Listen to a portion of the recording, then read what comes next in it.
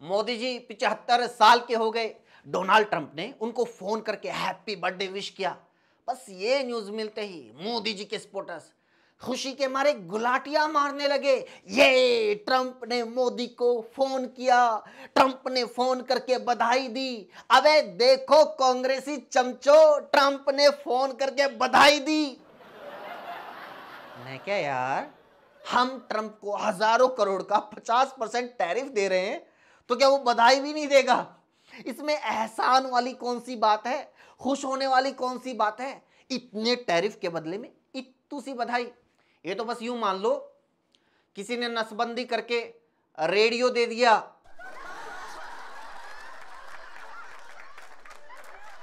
मोदी जी 75 साल के हो गए। वो देश के इकलौते मर्द हैं जिन्होंने इतने बड़े होकर भी आज तक किसी चीज की रिस्पॉन्सिबिलिटी नहीं ली। उनका जन्म 17 सितंबर 1950 को हुआ था। मतलब उन्होंने 17 सितंबर 1950 को धरती पे अवतार लिया था। ये तारीख मैं आपको बार बार सामान्य ज्ञान बढ़ाने के लिए नहीं बता रहा, मैं सिर्फ ये बता रहा हूं कि वो पैदा होते ही रिस्पॉन्सिबिलिटी से भागने लगे थे। भाई इसीलिए तो आजादी के बाद पैदा हुए। वो तो भगवान हैं, चाहते तो आजादी से पहले पैदा हो सकते थे, लेकिन नहीं, बिल्कुल इत्मीनान से अंग्रेज भाग गए, देश आजाद हो गया, देश का बंटवारा हो गया, संविधान बन गया, संविधान लागू हो गया। अब पैदा होऊंगा, अब आएगा मजा नेहरू की गलती निकालने में। जन्मदिन मोदी जी का है लेकिन गिफ्ट अडानी को मिला है, वो भी पूरे 1050 एकड़ जमीन का। जी हां, कांग्रेस ने आरोप लगाया है कि भाजपा सरकार ने अडानी को बिहार के भागलपुर में 1050 एकड़ जमीन सिर्फ 1 रुपए की लीज पर दे दी। जी हां, 1 रुपए में 1000 एकड़। ये पहली बार मैं देख रहा हूं कि 1 रुपए की खबर सुनने के बाद खुद मोदी सपोर्टर्स सरकार पर गुस्सा है। सच्ची उनका कहना है कि अरे कौन है वो, किसकी हिम्मत हुई बड़े मालिक से 1 रुपया लेने की। वैसे गुस्सा तो विपक्ष पे भी आ रहा है जो जमीन के छोटे से टुकड़े को लेकर इतना हंगामा कर रहा है, क्योंकि क्या है 1000 एकड़। भाई अडानी जी चाहें तो 32,87,263 वर्ग किलोमीटर जमीन को ले सकते हैं। यह भारत का कुल क्षेत्रफल है, पूरा भारत उन्हीं का तो है, ले लेंगे, कोई क्या ही उखाड़ लेगा। और वैसे इस रेट पर मिले तो मैं भी ले सकता हूं।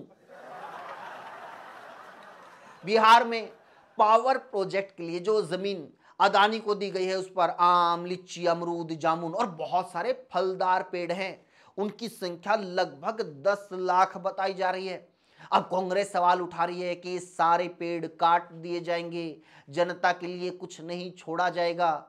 यही प्रॉब्लम है विपक्ष की। आधी बात बताता है, सारे पेड़ नहीं काटे जाएंगे, जनता के लिए भी छोड़े जाएंगे। बैम्बू,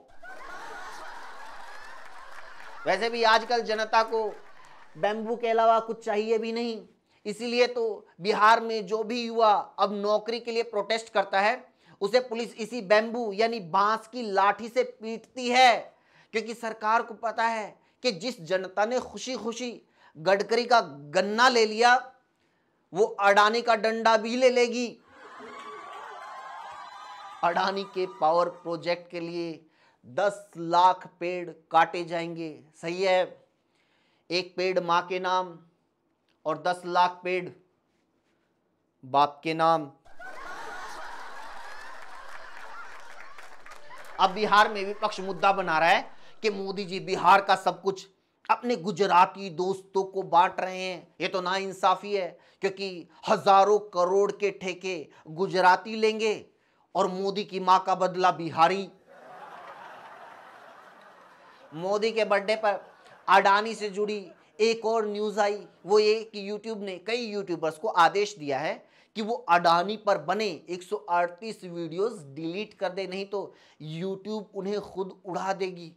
सही बात है, वीडियोस डिलीट होने ही चाहिए, अडानी वाले नहीं। वो वीडियो जिनमें कहा गया था कि 75 के होते ही मोदी जी रिटायर हो जाएंगे। खैर, जिन वीडियो को डिलीट करने के आदेश जारी हुए हैं उनमें Ravish Kumar, Newslaundry, The Wire, Dhruv Rathee, Abhisar Sharma, Ajit Anjum, Akash Banerjee के वीडियो शामिल हैं अब तक, क्योंकि अगला वीडियो ये होगा। खैर, हम मोदी जी के बर्थडे की बात कर रहे थे।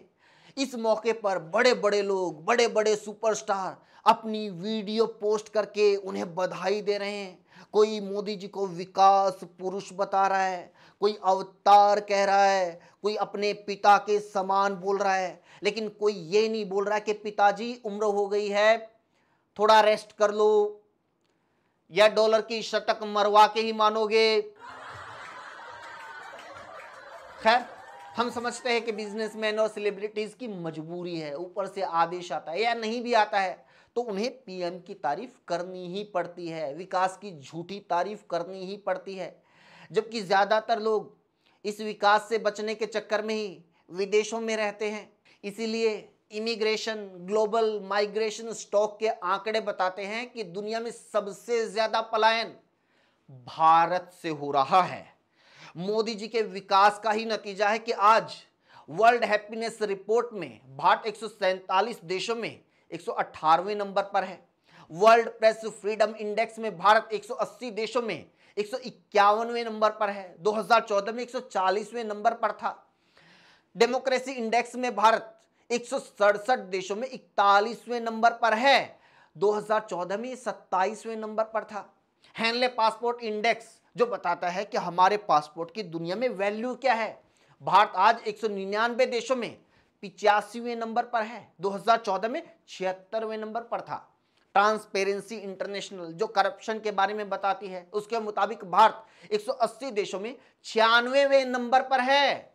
2014 में 85 नंबर पर था। Women peace and security index में 177 देशों में 128वें नंबर पर हैं हम। 2014 में हमारी रैंक 79 थी, 80 से भी नीचे। Environmental performance index EPI cleanliness waste management में भारत 180 देशों में 176वें नंबर पर है। हमारे देश को दुनिया के सबसे प्रदूषित और गंदे देशों में गिना जाता है। ये हालात इसलिए हैं क्योंकि हमारे देश में जनता के रियल इश्यूज की बजाय हिंदू मुस्लिम पर राजनीति होती है। झूठे इश्यूज पर वोट मांगी जाती है और सरकारें बना ली जाती हैं। एग्जाम्पल के तौर पर बिहार आपके सामने, यहां चुनाव होने वाला है। यहां मोदी जी के लिए पहला सबसे बड़ा मुद्दा उनकी मां है और दूसरा मुद्दा घुसपैठिए हैं, क्योंकि दिल्ली और झारखंड में चुनाव खत्म होते ही अब सारे घुसपैठिए बिहार में घुस गए हैं। बिहार वाले भी अब माथा पकड़ के बैठे हैं, सोच रहे हैं कि यार हमें 2 जून की रोटी कमाने के लिए दूसरे राज्यों में जाना पड़ता है। ये साले घुसपैठियों को बिहार में ऐसा क्या दिखा जो आज तक हमने नहीं देखा, जो ये हमारे राज्य में आकर घुस गए हैं। घुसपैठियों पर हमारे देश के पीएम बड़े बड़े भाषण दे रहे हैं, जबकि उन्हें तो जवाब देना चाहिए कि 11 साल से सत्ता में होते हुए वो घुसपैठ को क्यों नहीं रोक पाए, घुसपैठियों को पकड़ के वापस क्यों नहीं भेज पाए। इस सवाल का जवाब आपको पत्रकार आशुतोष के आंकड़ों में मिलेगा। उन्होंने एक इंटरव्यू में बताया कि मनमोहन सिंह की सरकार के टाइम भारत से 88,792 यानी लगभग 90,000 घुसपैठियों को निकाला गया था, जबकि उस टाइम पर ना इस तरह की एसआईआर थी, ना सीए, ना एनआरसी। जबकि मोदी सरकार के टाइम ये सब कुछ है, ये मुद्दा है, लेकिन फिर भी सिर्फ 3,518 घुसपैठियों को इस सरकार ने बाहर निकाला है।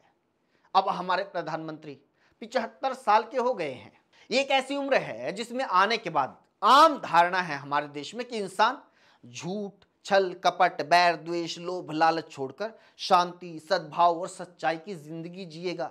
इसलिए बहुत सारे लोग ये उम्मीद भी कर रहे थे, वेट कर रहे थे कि 75 साल के होते ही मोदी जी रिटायर हो जाएंगे और अब उनके सामने सिर्फ यही टास्क बची हुई है कि वो अपना अगला उत्तराधिकारी किसे बनाएंगे, अगला पीएम किसे घोषित करेंगे, अमित शाह को या योगी जी को या किसी और को।